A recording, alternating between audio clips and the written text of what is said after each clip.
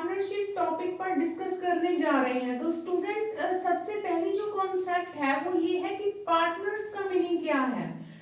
जब टू और more than to persons मतलब दो या दो से ज्यादा लोग एक बिजनेस को रन करते हैं ज्वाइंटली, तो उन्हें हम क्या कहते हैं, पार्टनर्स। अब पार्टनर्स जो है वो दो तरह के होते हैं, वर्किंग एंड स्लीपिंग पार्टनर्स।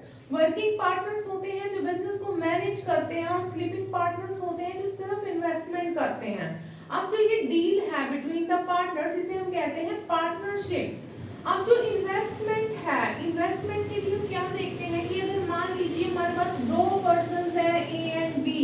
अब ए किसी बिजनेस में एक्स रुपीज इन्वेस्ट करते हैं और बी वाई रुपीज इन्वेस्ट करते हैं, तो at the same time in दोनों की इन्वेस्टमेंट है, तो at the end of the year जो ए का शेयर ऑफ प्रॉफिट है और रेशो बी का शेयर ऑफ प्रॉफिट है वो होगा एक्स रेशो वाई में। अगर वही इन्वेस्टमेंट डिफरेंट टाइम पीरियड्स में होती है, ध्यान रखिए डिफरेंट टाइम ऑफ पीरियड्स, उसके लिए जैसे ए इन्वेस्ट करता है X rupees for P months और बी इन्वेस्ट करता है Y rupees for Q months, तो हमारे पास जो इन्वेस्टमेंट की रेशियो होगी वो ऑफ देयर कैपिटल्स में होगी, जैसे एक्स पी और रेशियो वाई क्यू। अब मान लीजिए कि इस कॉन्सेप्ट को समझने के लिए हम एक एग्जांपल का यूज करते हैं, और ये एग्जांपल आपके पास है, जैसे कि आप देख सकते हो कि हम एक एग्जांपल लेते हैं यहाँ पर और उसके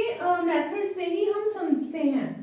जैसे कि मान लीजिए कि आपके पास 3 पर्संस हैं ए बी और सी। अब मान लीजिए कि जो ए की इन्वेस्टमेंट है वो आपके पास है 10,000 रुपीज, बी की इन्वेस्टमेंट है 12,000 रुपीज और जो सी की इन्वेस्टमेंट है वो है 20,000 रुपीज।